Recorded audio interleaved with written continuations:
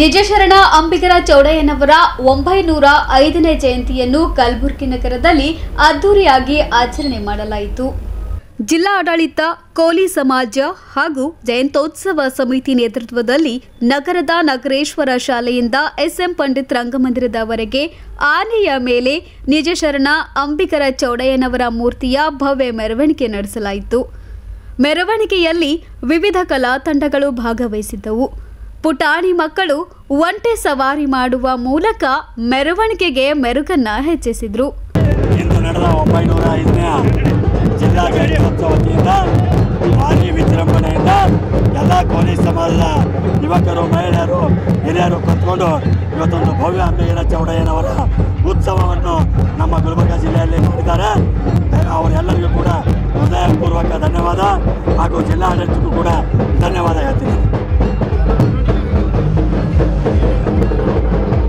ಆನೆ, ಕುಂಟೆ, ಒಂಟೆ, ಉದುರೆ ಎಲ್ಲ ರೀತಿಯ ಭವ್ಯ ಮೆರವಣಿಗೆಯನ್ನು ಮಾಡಲಾಯಿತು.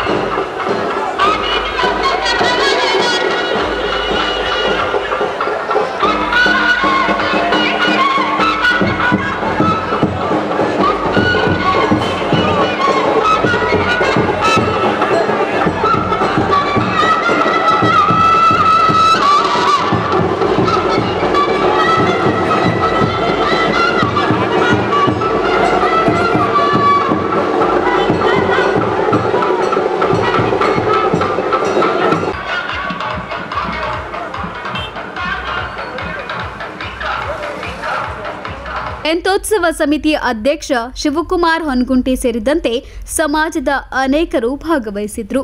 Bureau report in Gulbarga news.